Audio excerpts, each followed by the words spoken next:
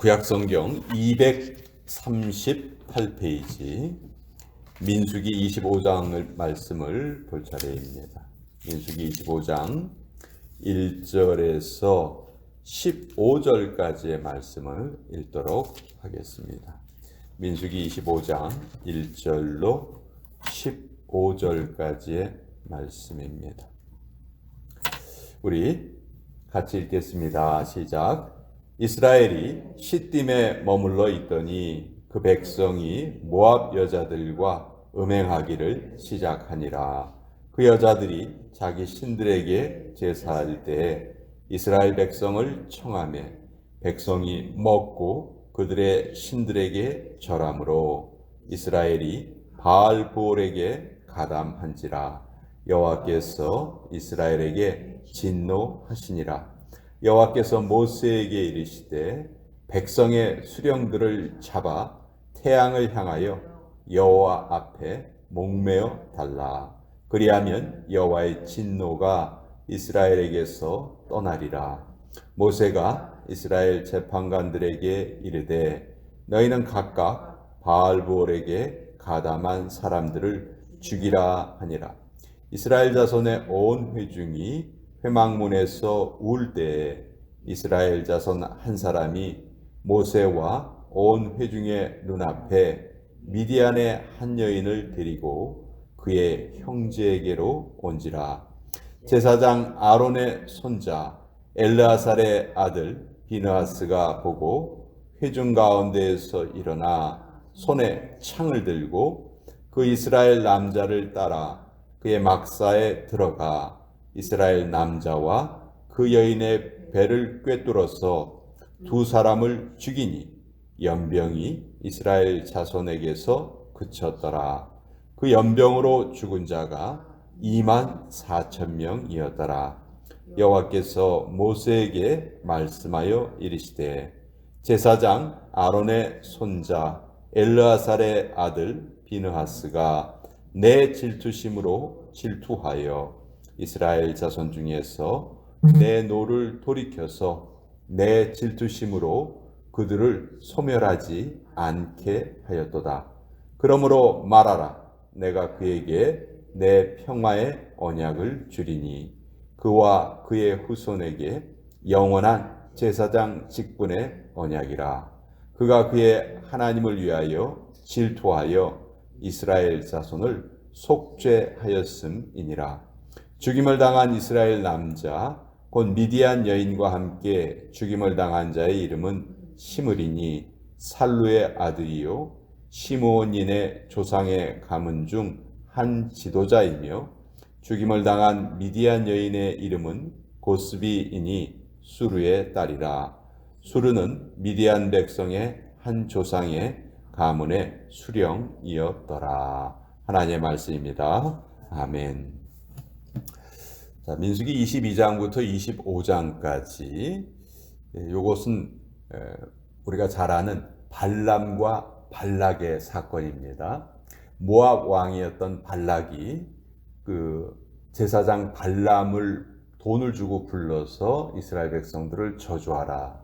그러나 하나님께서는 아주 신비하게 역사하셔서 발람의 입술을 주장하셨죠. 그래서 오히려 이스라엘 백성들을 3번 축복하게 하십니다. 자, 이 사건은 민수기에 기록되어 있는 이 사건은 시점이 언제냐면 이제 광야 생활 40년의 그 기간이 거의 다 지나고 이제 모압 땅만 지나면은 이제 가나안 땅으로 들어가는 거예요. 모압 땅 윗부분에 그 요단강이 있거든요. 그러니까 예를 들어서 우리가 부산에서 떠나서 서울을 간다. 한국에서 그렇게 생각을 하면 지금 어디쯤 와 있냐 하면은 한 수원 정도? 수원이나 분당 정도 지금 와 있는 거예요. 그러니까 거의 서울에 들어가기 직전이고요. 광야 생활을 지금 한 40년 가까이 한 겁니다. 이 25장 바로 다음 장 26장에 보면 두 번째 인구조사가 나와요. 민수기에 두 번의 인구조사가 있죠. 맨 처음에는 광야 생활을 시작을 할 때 광야에서 혹시 외적의 침입을 받으면 이제 누가 나가서 싸울 수 있을까? 그래서 백성의 수를 계수를 했죠. 20살 이상 남자의 숫자를 계수를 했어요. 그리고 광야 생활이 끝날 때쯤 40년째에는 또 한 번의 인구조사를 하는데, 이거는 가나안 땅에 들어가서 땅을 배분받을 때 어떻게 각 지파별로 어떻게 땅을 배분할까? 그래서 그 땅을 배분하기 위한 목적으로 두 번의 인구조사를 합니다. 그러니까 이 25장 사건은 두 번째 인구조사를 하기 바로 직전에 있었기 때문에 광야 생활이 거의 다 끝나는 시점이고, 발람과 발락에 관련된 사건인데, 사실 발람이라는 이름이 22장서부터 24장까지 50번 이상 나타나요. 근데 이 25장에는 발람이란 이름은 단 한 번도 등장하지 않습니다. 근데 이 발람이 이 25장의 주인공이나 마찬가지예요. 발람이 지금 뒤에 숨어 있습니다. 무슨 얘기냐 하면, 발락에게 돈을 받고 이제 저주를 하기로 약속을 하고 왔어요. 근데 저주 대신 축복을 했어요. 그러면 발락의 입장에서는, 발람을 불러온 발락의 입장에서는 약속한 돈을 다 주고 싶을까요? 그 계약 조건이 안 맞잖아요. 와서 저주해라 했는데 반대로 축복을 했잖아요. 그러니까 발락의 입장에서는 돈을 주려고 하지 않습니다. 근데 이 발람은 하나님께서 자기의 입술을 주장하셨다는 것도 아는 상태에서 알고 있었지만, 그보다 더 큰 마음이 뭐였냐면 돈에 대한 욕심이었어요. 그래서 어떻게 하든지 그 돈을 받고 싶었습니다. 그 돈을 받으려면은 저주한 것 이상의 어떤 계책을 알려줘야 돼요. 그래야 돈을 받을 수가 있는 것이죠. 그래서 발람이 발락에게 알려준 계교가 바로 이 25장에 나와 있습니다. 간단해요. 음행과 우상 숭배. 다른 것으로는 이스라엘 백성들을 넘어뜨릴 수 없다. 음행과 우상 숭배를 그들에게 보여줘라. 그럼 그들이 저절로 따라올 것이다. 이것이 발람이 발락에게 알려준 계교였어요. 그리고 얼마나 쉽게 이스라엘 백성들이 여기에 빠져들어갔는지 하나님께서 여기에 진노하시고 24,000명이나 죽는 이런 아주 비극적인 사건이 일어나고 맙니다. 고대 시대의 24,000명은요, 지금도 어디에 무슨 사고가 나서 24,000명이 희생을 당했다 하면 아마 난리가 날 겁니다. 근데 고대 시대에는 이 24,000명이라는 숫자가 정말 엄청난 숫자거든요. 자, 이 사건이 계시록 2장 14절에 요게 그대로 나와 있어요. 계시록 2장 14절을 제가 읽어 드릴게요. 발람이 발락을 가르쳐 이스라엘 앞에 올무를 놓아 우상의 제물을 먹게 하였고 또 행음하게 하였느니라. 계시록에 보면 발람이 발락을 가르쳐서 이런 일이 벌어졌다. 정확하게 나와 있어요. 그리고 이 25장에 발람은 등장하지 않아요. 아마 이 계교를 알려주고 돈을 챙기고 돌아갔을 거예요. 그러면 발람은 나중에 편안하게 잘 살았을까? 아닙니다. 민수기 31장 8절을 한번 보세요. 민수기 31장 8절. 민수기 31장 8절에 보면 발람의 최후의 운명이 기록되어 있어요. 민수기 31장 8절 제가 읽겠습니다. 그 죽인 자 외에 미디안의 5왕을 죽였으니 미디안의 왕들은 에위와 레겜과 수루와 후루와 레바이며 또 부올의 아들 발람을 칼로 죽였더라. 이스라엘 백성들이 여기에서 이 발람의 계교에 빠져서 너무너무 큰 희생을 당했거든요. 이것을 나중에 복수를 합니다. 그러니까 결국 발람의 최후의 운명은 칼에 맞아 죽어버리고 말았다. 정말 어떻게 보면 참 안타까운 인물이에요. 하나님께서 자기에게 임하시는 그 기적을 맛보고도 결국 이렇게 죽어버리고만 아까운 인생이죠. 자, 오늘 내용을 보니까 2절에 그 모압의 여자들이 자기 신들에게 제사할 때 이스라엘 백성들을 청함에 백성이 먹고 그들의 신들에게 절을 했다. 이 모압은 그모스라는 신을 섬기는데요. 이들의 고대 중동 지방 우상 숭배의 특징은 한마디로 말하면 음란함이었어요. 이 제사 의식이 뭐 우리가 드리는 예배처럼 이렇게 거룩하고 신성하고 이런 것이 아니에요. 그냥 먹고 마시고 집단적으로 못된 짓을 하고 그런 것이 제사 의식이었어요. 근데 이스라엘 백성들에게 이게 너무너무 이제 자기들을 유혹했던 거죠. 그래서 여기에 3절에 보면 이스라엘이 바알볼에게 가담한지라. 딱 한마디로 가담했다. 정말 너무 놀라운 일이에요. 너무 빨리, 너무 쉽게 이 유혹에 빠져버립니다. 아까도 말씀드린 것처럼 지금 광야 생활을 거의 40년 가까이 했죠. 광야 40년은 하나님의 연단의 기간이잖아요. 그러면 그 연단을 받았으면 뭔가 변화된 것이 있어야죠. 광야 생활 초기에는 이런 유혹에 굴복했다 할지라도 이제 광야 생활을 끝낼 시점에 대해서는 이런 것에는 눈 하나 깜짝하지 않고 이것을 다 이겨낼 수 있는 그런 역량이 길러져야 되는데 전혀 그렇지 않았습니다. 너무 쉽게 이스라엘 백성들이 넘어졌어요. 여기에서 우리가 알 수 있는 것은 우리 사람의 죄성이 너무너무 뿌리 박혀 있다는 거예요. 너무 깊이 뿌리 박혀 있어요.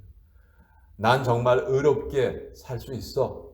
이렇게 자신할 수 있는 사람은 정말 아무도 없어요. 아무도. 늘 주님 앞에 우리가 연약한 존재라는 것을 고백드리고 주님 저를 지켜주시고 보호해 주세요. 저는 너무너무 약합니다. 이것이 우리의 고백이 돼야지. 이 모습을 보면 이게 도대체 광야 생활 40년의 그 연단의 과정을 통과한 그런 사람들의 모습인가 놀랄 정도입니다. 자, 이때 하나님께서 얼마나 진노하셨는지 3절 뒷부분에 보면 이스라엘에게 진노하시니라 이렇게 기록되어 있고요. 모세에게 어떤 명령을 내리시냐 하면 4절에 여호와께서 모세에게 이르시되 백성의 수령들을 잡아 태양을 향하여 여호와 앞에 목매어 달라. 하나님이 얼마나 진노하셨는지 백성의 수령을 교수형을 시켜라. 목매 달아서 죽여버려라. 그래야 여호와의 진노가 이스라엘에게서 떠날 것이다. 아니, 죄는 지금 다 저질렀거든요. 근데 왜 하나님께서는 지도자들을 목매어 죽여라, 목매달아 죽여라 이렇게 말씀하셨을까? 이거 좀 불공평하지 않은가요? 지도자들은요, 뭔가 백성들이 잘못을 한다면 그것을 바로잡아야 되는 책임이 있는 사람들이에요. 그것이 지도자들의 역할이죠. 근데 그걸 제대로 하지 못하고 오히려 이들도 같이 가담을 했기 때문에 하나님께서 먼저 이들에게 죄를 물으십니다. 자, 근데 이상하게 5절에 보면 모세가 이 하나님의 이 명령을 제대로 지키지 않아요. 여기 보면 모세도 좀 이상한 행동을 해요. 모세가 이스라엘 재판관들에게 이르되 너희는 각각 바알부올에게 가담한 사람들을 죽이라 하니라. 자, 하나님께서는 백성의 수령들을 처단해라. 근데 모세는 백성의 수령들을 처단하라는 말을 하지 않고 그냥 바알부올에게 가담한 사람들을 전부 죽여라. 그러니까 이게 하나님의 이 명령을 모세는 여기에서 제대로 순종하지 못했어요. 이게 좀 이 속에 숨어 있습니다. 자, 지금 이스라엘 백성들 거의 전체가 이런 잘못을 저질렀고 그 중에 지도자들도 많이 참여를 했고 모세는 비록 참여는 하지 않았다 할지라도 하나님의 명령을 지금 제대로 지키지 않고 있고 그러니까 백성들이 2만 4천 명이 지금 죽어나가고 있는 상황이에요. 근데 여기에서 하나님의 마음을 시원케 하는 한 사람이 등장을 합니다. 자, 6절에 보면 이런 음행의 사건이 벌어지고 있고 하나님께서 진노하시고 이런 백성들을 수령들을 벌하라 이런 명령이 떨어진 상황에서 지금 이스라엘 한 자손이 미디안 여인을 데리고 자기의 장막으로 데리고 옵니다. 이건 정말 예를 들어서 이 예배당 안에 어떤 한 사람이 야 우리 예배당에 가서 술 마시자 하고 뭐 술 주정뱅이들을 끌고 예배당에 들어와서 술을 마셨다. 이거 뭐 있을 수가 없는 일이잖아요. 그거와 비슷한 일이에요. 이스라엘 백성들이 거하는 장막, 하나님의 은총이 임하는 그곳에 이방 여인, 미디안 여인을 데리고 왔습니다. 왜 데리고 왔을까요? 음행을 저지르기 위해서 데리고 왔겠죠. 근데 이 사람이 누구냐 하면 14절에 이 남자 이름이 정확하게 나와 있어요. 죽임을 당한 이스라엘 남자 곧 미디안 여인과 함께 죽임을 당한 자의 이름은 시므리니 살루의 아들이요 시므온인의 조상의 가문 중 한 지도자예요.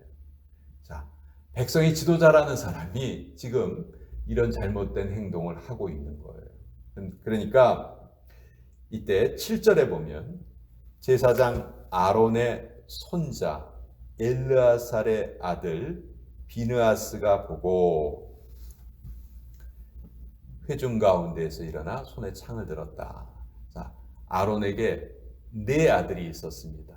그렇죠? 근데 첫째 아들하고 둘째 아들은 여호와 앞에서 벌을 받아서 죽고 말죠. 그 3번째 아들이 엘르아살이고 넷째 아들이 이다말인데 이제 첫째, 둘째가 죽었기 때문에 이 엘르아살을 통해서 대제사장의 그 계보가 이어져요.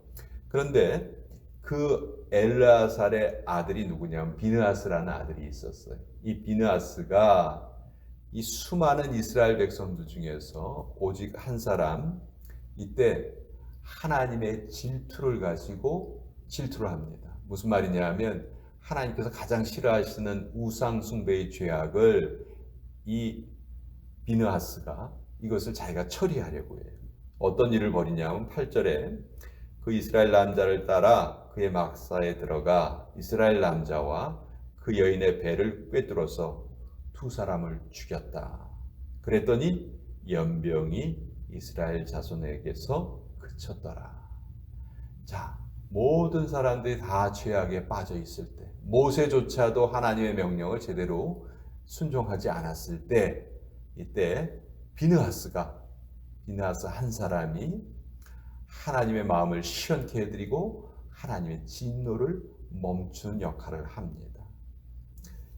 그때 9절에 보면 얼마나 하나님께서 진노하셨는지 그 연병으로 죽은 자가 2만 4천 명이었더라.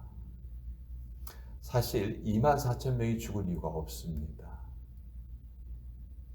모세가 하나님의 명령을 지켜서 이스라엘의 지도자들을 벌을 내렸다면 뭐 2만 4천 명까지 안 됐을 거예요. 그렇죠? 그보다 훨씬 더 적은 숫자였을 겁니다. 그러나 모세가 그것을 제대로 지키지 않으니까 이렇게 하나님의 진노가 다른 사람들에게도 임했고요.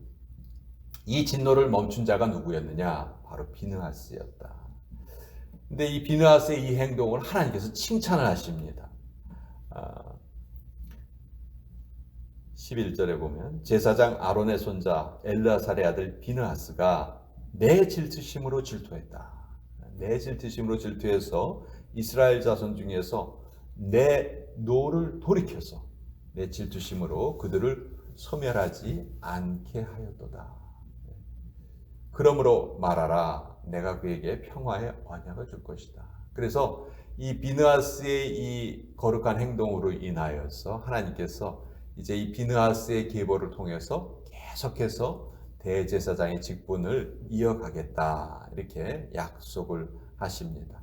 그래서 13절에 그와 그의 후손에게 영원한 제사장 직분의 언약이라 이렇게 말씀하시고 이 비느하스를 칭찬하셨어요.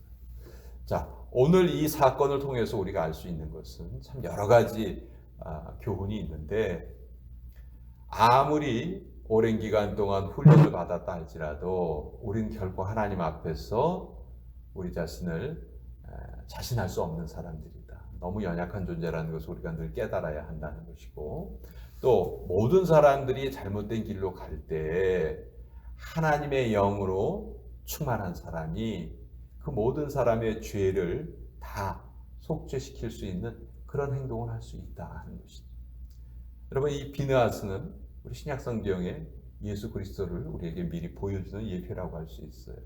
이 비느하스의 한 가지 행동으로 인해서 그 하나님의 진노가 그쳤고 다른 사람들이 더 이상 희생을 당하지 않게 되는 것이죠. 그래서 오늘 우리는 참 대조적인 것을 보게 되는데,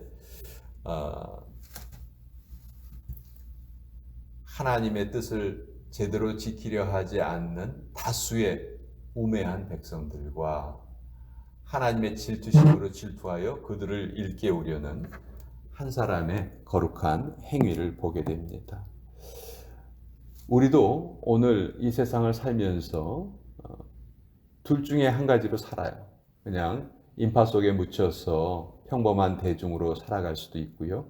또 하나님의 영에 감동돼서 다른 사람들에게 덕을 끼치고 선을 끼치면서 살아갈 수도 있습니다. 그것은 우리의 선택이죠. 그것이 오늘 이 아침 시간에 우리가 기도를 통해서 우리의 하루의 삶을 또 결정할 수 있습니다. 자, 오늘 이 민수기 25장의 말씀, 발람은 이 속에 숨어 있어요. 나타나지 않아요. 그러나 발람의 그 계략으로 인해서 이스라엘 백성들이 이렇게 고통을 당했다. 그리고 비느하스가 이것을 끊어냈다. 그리고 발람은 결국 나중에 이스라엘 백성들이 이때의 사건을 잊지 않고 이스라엘 사람들이 나중에 칼로 죽여버리죠. 그래서 이 선과 악이 하나님께 어떻게 보응을 받는지 정확하게 보여주고 또 정확하게 우리에게 교훈을 주는 그런 내용이 민수기 25장의 내용이다 하는 것을 같이 우리 나누어 보았습니다. 자, 오늘도 같이 기도로